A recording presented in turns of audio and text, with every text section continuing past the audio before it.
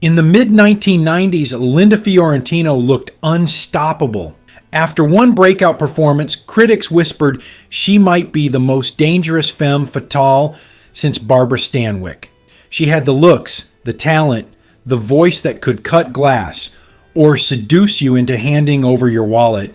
And then, just as quickly as she appeared, she was gone. No major roles, no award season love, almost as if someone had pulled the plug on a career that was only just catching fire. And that's where the story gets murky, with whispers of difficult behavior, bruised egos, and one very powerful Hollywood mogul who allegedly made sure Fiorentino would never headline a major picture again. But we'll get to the blackballing in a moment. First, let's set the stage with the movie that made her untouchable on screen, even if it might have made her untouchable off it. The Last Seduction was released in 1994, directed by John Dahl. On paper, it was supposed to be just another mid-budget erotic thriller, the kind of film cable networks would run at midnight. But with Fiorentino in the lead role as Bridget Gregory, a con woman with ice water in her veins, it became something else entirely. Critics didn't just like it. They fell over themselves to praise it. Roger Ebert gave it 4 stars and later named it one of the best films of the year. Bridget Gregory was hailed as one of the great femme fatales in cinema history, up there with Phyllis Dietrichson in Double Indemnity. So how did a film that was meant to quietly sneak onto HBO turn into one of the most acclaimed thrillers of the decade? Well, for one thing, Fiorentino basically seized the role and refused to let go. When she first read the script, she was in Arizona. She drove 6 hours just to meet with John Dahl. And when she walked into his office, she didn't politely audition. She told him flat out, "You are not allowed to hire anyone but me." And you know what? She wasn't wrong. Once you see her in the part, it's impossible to imagine anyone else. Now, Bridget Gregory is not the kind of character who blushes at the rules.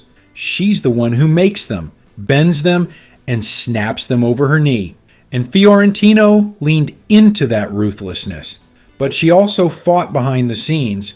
Producers at ITC Entertainment freaked out when they saw one particular dailies reel. Fiorentino in a cheerleader outfit with suspenders covering her breasts. Barely.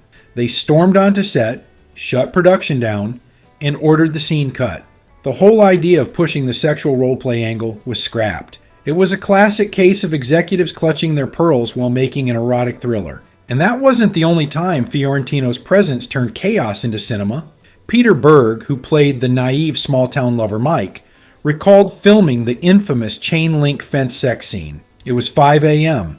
Everyone was exhausted, the sun was coming up, and they had no idea how to shoot it. Berg even suggested maybe they skip it. John Dahl was panicking. And Fiorentino? She just sat there smoking, watching everyone spiral. Finally, she flicked her cigarette, told Berg to shut up, take his pants off, and get against the fence.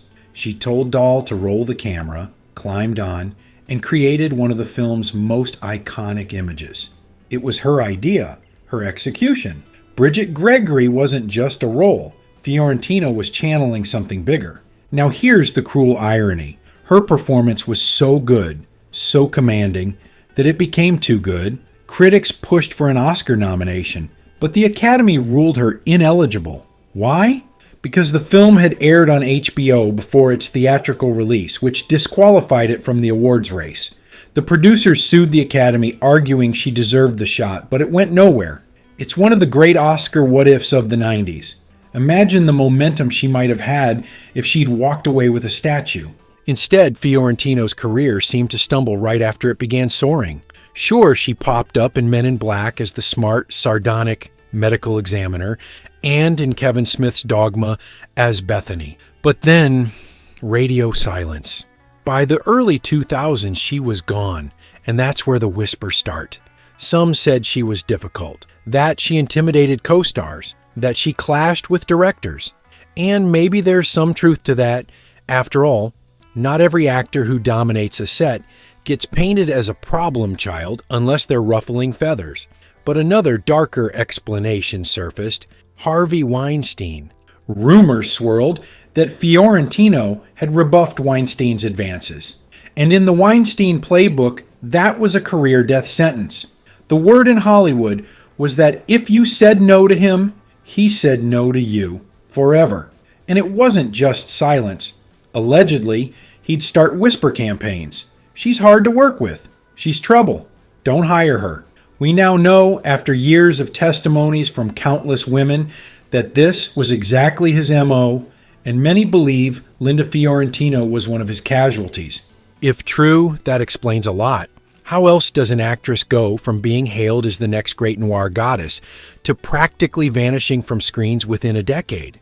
It fits a pattern. Other women who rejected Weinstein found themselves similarly iced out, blackballed from projects, or reduced to whispers in casting rooms. Now, whether Fiorentino was truly Weinsteined is hard to prove. She never publicly detailed her experiences, and Hollywood has a way of burying its secrets. But the timing, the sudden drop-off, the eerie silence, it all lines up. And it makes revisiting The Last Seduction bittersweet, because the film itself still crackles with danger and wit. Fiorentino's Bridget doesn't play the game by anyone's rules, but her own. Watching her manipulate, seduce, and outsmart everyone around her feels almost like a meta-commentary on Fiorentino's own Hollywood career. Except in real life, the game was rigged, and the villains weren't just on screen. If you're enjoying this video so far, then please hit that subscribe button and turn on notifications so you never miss more stories like this. Hidden Hollywood gems, behind-the-scenes chaos, and the careers that burned bright before being snuffed out. Here's the truth. Linda Fiorentino deserved more. More roles, more awards, more chances to show what she could do. Instead, she became a cautionary tale, a reminder of how quickly Hollywood can raise you up and cut you down. The Last Seduction wasn't just her breakout role. It was also, in a strange way, her swan song. So was she blackballed by Weinstein? Or was she simply too sharp, too uncompromising, too unwilling to play Hollywood's game? We may never know for sure. But when you watch her as Bridget Gregory, taking no prisoners, seducing and scheming with a smirk, it's hard not to think she knew the odds were stacked against her and played the role anyway. Now it's time to hear from you.